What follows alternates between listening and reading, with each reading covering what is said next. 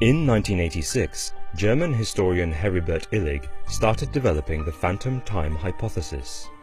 This theory states that the years AD 614 to AD 911 never actually took place, and the early Middle Ages as we know them are a lie.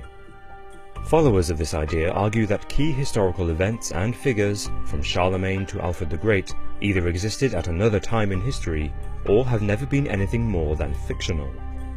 Perhaps they were even the result of deliberate falsifications by a few powerful individuals. But is it true? Are we really living not in the 21st century, but in the 18th century? A pivotal moment behind this conspiracy was the introduction of the Gregorian calendar in AD 1582 under Pope Gregory XIII. This is the calendar we know and use today, but the Gregorian calendar is really a modified version of the Julian calendar, which was created in 45 BC. However, it had a significant flaw. It was based on lunar cycles, but miscalculated their length, so that each year on the calendar was really 10.8 minutes too long. This may seem like a small mistake, but over time the minutes added up. And in October 1582, the Gregorian calendar was designed to remedy the problem of accumulated time. To do this, it made the calendar 10 days shorter. This event sparked Heribert Illig's first concerns.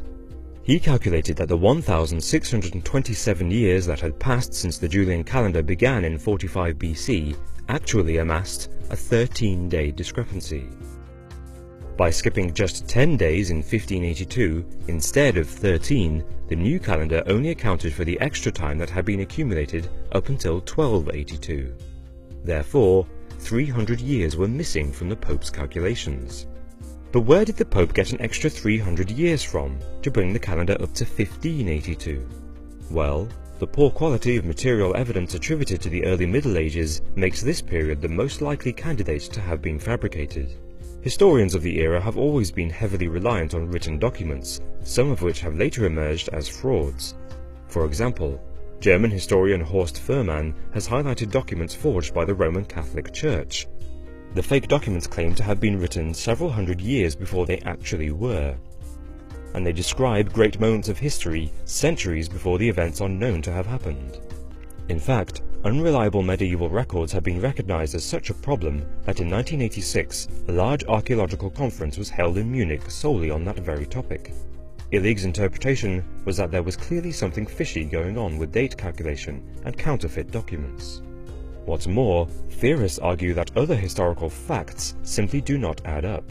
For example, the existence of Romanesque architecture in 10th century Western Europe seems anachronistic, considering the time that was supposed to have passed since the fall of the Roman Empire. The phantom time hypothesis suggests that the space between the two eras was actually much shorter than we've been led to believe. Illig also disputed the reality of Charlemagne, the king of the Franks who united most of Western Europe during the early 9th century and laid the foundations for modern France and Germany. Illig wrote that, "Comparing all the biographies, I soon noticed that this ruler's achievements would have required the lives of 2, 3, or 4 normal men." The phantom time hypothesis offers possible masterminds behind the invention of the early Middle Ages. One such example is the Holy Roman Emperor Otto III, who ruled towards the conclusion of the 10th century. Dr. Hans Ulrich Niemitz argues that the emperor actually lived during the 7th century, but wanted to reign in the year 1000 AD, as it suited his understanding of Christian millenarianism. Alongside Pope Sylvester II, he and chroniclers reconstructed the past, creating Charlemagne as the model hero he himself wanted to be. During the 7th century, when Niemitz suggests Otto III really lived, illiteracy was rife, and nobody owned a clock. To find out what day it was, members of the public had to ask a priest. With both scholars and religious leaders on his side, it could have been easy for Emperor Otto to carry out such a swindle. However, the majority of academics don't place much credence in the theory.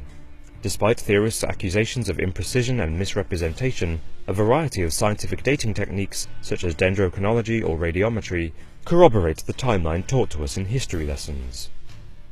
Meanwhile, specific objects like coins and manuscripts attributed to Charlemagne and Alfred the Great, among others who are supposedly fictional, would require such a massive effort on the part of the conspiracists that it is almost impossible to imagine them pulling it off. Furthermore, astronomical events like eclipses and Halley's Comet can be accurately dated to the same time that medieval records mention them, and detailed records from China synchronize with European events, according to the Gregorian calendar. As for the error in the Gregorian calendar, removing just 10 days instead of 13, there is a strong argument that it was deliberate. Pope Gregory XIII wanted the calendar corrected by just 10 days instead of 13, because then the date of Easter would match the official date agreed for it at the Council of Nicaea in AD 325, which was calculated using the vernal equinox.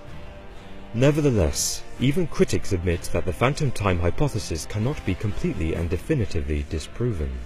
So we must ask ourselves, based on the evidence available, could it really be possible that nearly 300 years of wars, people, artifacts and documents were just invented? In 1958, in a small lab at Oxford University, a biological revolution was born.